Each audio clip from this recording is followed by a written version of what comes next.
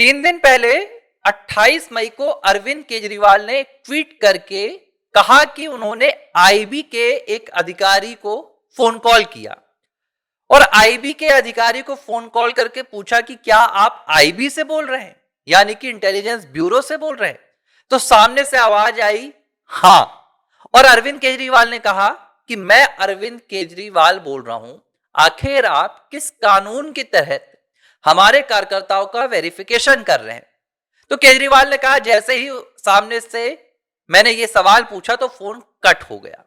इस पूरी phone call की कहानी के साथ अरविंद केजरीवाल और उनकी आम आदमी पार्टी की टीम ने यह कहानी बताई कि गुजरात में आप कार्यकर्ताओं को आईबी की टीम परेशान कर रही है और उन्हें फोन कॉल कर करके वेरिफिकेशन करवाने के लिए बुला रही है। अब ये पूरा मुद्दा क्या है और इस मुद्दे में कैसे बाद में पता चला कि ये फोन कॉल किसी आईबी के अधिकारी के द्वारा नहीं किए जा रहे थे, किसी आईबी के दफ्तर से नहीं किए जा रहे थे, बल्कि ये फोन कॉल तो आम आदमी पार्टी के दफ्तर से किए जा रहे थे, आम आदमी पार्टी के कार्यकर्ता के द्वारा किए जा रहे थे, जिला अध्यक्ष के द्वारा किए जा रहे थे। आखिर अरविंद केजरीवाल ने यह पूरा षड्यंत्र क्यों रचा होगा? पूरा वीडियो देखेगा, सब कुछ बताता हूं। शुरुआत 28 मई से हुई, 3 दिन पहले। आपके नेता हैं, पूर्व विधायक हैं दुर्गेश पाठक। दुर्गेश पाठक का पहला ट्वीट आया, कहानी तो चल ही रही थी। दुर्गेश पाठक ने कहा कि गुजरात में आम आदमी पार्टी के कार्यकर्ताओं ने बताया कि उनके पास आईबी का फोन कॉल पहुंच रहा है और आईबी के अधिकारी उन्हें कह रहे हैं कि दफ्तर आकर अपना वेरिफिकेशन करवाइए। तो दुर्गेश पाठक ने कहा कि आखिर क्यों आईबी के अधिकारी वेरिफिकेशन के लिए बुला रहे हैं? क्या एक राज्य से दूसरे राज्य में जाकर पार्टी के लिए प्रचार करना यह ठीक नहीं है? यह पूरा उन्होंने ट्वीट किया, मैं आपको यह ट्वीट दिखा रहा हूं दुर्गेश पाठक का। इस ट्वीट में उन्होंने कहा, क्या यह सही में आईबी का नंबर है? अगर हां तो आईबी बताए कि यदि कोई व्यक्ति इस देश के एक राज्य से दूसरे राज्य में काम करने जाता है तो किस कानून के तहत आईबी में रजिस्ट्रेशन करवाना पड़ता है। नंबर क्या दिया है? 9512892492, बकायदा नंबर भी दिया गया। दुर्गेश पाठक के इस ट्वीट को आम आदमी पार्टी के मुखिया और दिल्ली के पूर्व सीएम अरविंद केजरीवाल ने बकायदा रिट्वीट किया और उन्होंने कहा बहुत गंभीर मामला है, मैंने भी फोन कॉल किया। और फिर ये पूरी उन्होंने कहानी बताई कि सामने से आईबी अधिकारी का कॉल आया, तरह तरह की बातें हुई। अब मामला बढ़ते गया, गोपाल इटालिया, तमाम लोग इस मामले में तूल देने लगे। सबने कहा कि भाई बीजेपी करवा रही है, ठीक है, जो केंद्रीय एजेंसी होती है उनका इस्तेमाल करके बीजेपी गुजरात में आपको दबाने का प्रयास कर रही है।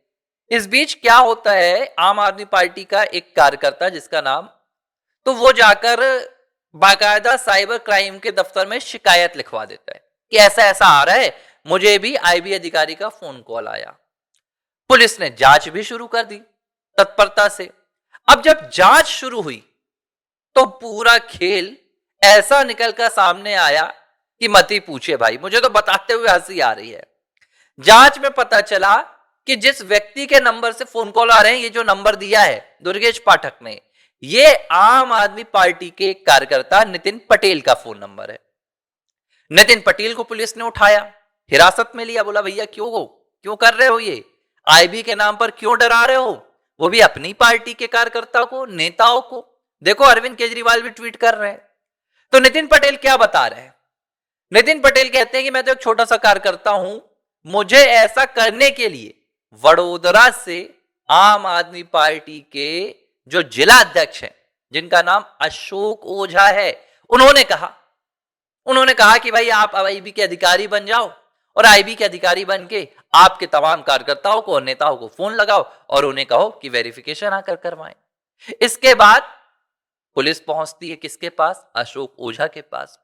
अशोक ओझा से भी पूछताछ की गई तो अशोक ओझा ने कहा कि भाई मुझे इस बात का डर लग रहा था कि आम आदमी पार्टी में मेरा रुतबा कम हो जाएगा, बाहर के लोग यहां पर आ जाएंगे, तो मैंने ऐसा ऐसा किया। उन्होंने भी एक बयान दिया। मतलब कुल मिलाकर क्या हुआ, जिस आरोप को लेकर अरविंद केजरीवाल भाजपा को घसीटने लगे, देश की जांच एजेंसियों को घसीटने लगे, सिक्योरिटी एजेंसीज को घसीटने लगे, वो एक पूरा सफेद झूठ था। अब दो संभावनाएं हैं, या तो अशोक ओझा अगर सच बोल रहे हैं तो फिर अरविंद केजरीवाल को अपने गिरेबान में झांकना चाहिए कि उनके अपने ही पार्टी के भीतर इस तरह विध्वंस चल रहा है कि एक दूसरे कार्यकर्ताओं को डराया जा रहा है, नेताओं को धमकाया जा रहा है आईबी का नाम लेकर। मोदी का नाम भी लिया जाता होगा, भाजपा का नाम भी लिया जाता होगा, ईडी का नाम भी लिया जाता होगा। तो वो जो फोन कॉल्स आते थे अरविंद केजरीवाल को कि 50 करोड़ देंगे, भाजपा में चले आओ, वो भी तो आम आदमी पार्टी की तरफ से नहीं आते थे। असम से, गुजरात से, कहीं और से आ सकते हैं इनके कार्यकर्ताओं से, गोवा से। और अगर ये सच नहीं है तो क्या अरविंद केजरीवाल ने देश की सुरक्षा एजेंसी के नाम का इस्तेमाल अपनी राजनीतिक रोटी सेकने के लिए किया? क्या अरविंद केजरीवाल ने आईबी को बदनाम करने के लिए यह पूरा षड्यंत्र रचा, या इसके जरिए भाजपा को घेरना चाहते थे और पूरी तरह फंस गए? जो भी हो, दोनों ही घटनाओं में, दोनों ही एंगल्स में एक बात स्पष्ट है, अरविंद केजरीवाल और उनकी पार्टी वाकई में एक ऐसी राजनीति कर रही है जो राजनीति भारत में लोकतंत्र के लिए अपने आप में खतरा है। झूठ की राजनीति तो हमने सुनी थी, लेकिन ये तो फरेब की राजनीति है। झूठ और फरेब में अंतर होता है। ये फरेब की राजनीति है, धोखाधड़ी की राजनीति है। मुझे लगता है कि सिर्फ अशोक ओझा की गिरफ्तारी ही नहीं, बल्कि अरविंद केजरीवाल को भी जिम्मेदार बनाना चाहना चाहिए कि आपने बिना किसी वेरिफिकेशन के ऐसी घटना को सार्वजनिक मंच पर आईबी का नाम लेकर क्यों लिखा? क्या आप पहले इस पर पुलिस जांच का इंतजार नहीं कर सकते थे? क्या इससे देश की सुरक्षा एजेंसियों को नुकसान नहीं पहुंचेगा? आज आईबी का नाम लिख रहे हैं, कल भाई एनआईए का नाम लिखेंगे, एटीएस का नाम लिखेंगे। ये पूर्व आईएएस आईआरएस अधिकारी रह चुके हैं, यूपीएससी निकालने वाले हैं, इन्हें इतना भी नहीं पता कि भाई पहले जांच हो जानी चाहिए थी। तो ये अब अरविंद केजरीवाल के पास बचा हुआ है। अब अरविंद केजरीवाल के पास राजनीति के लिए ना मुद्दे हैं, ना मसले हैं, ना उनके पास कोई ग्राउंड है, कोई आधार नहीं है।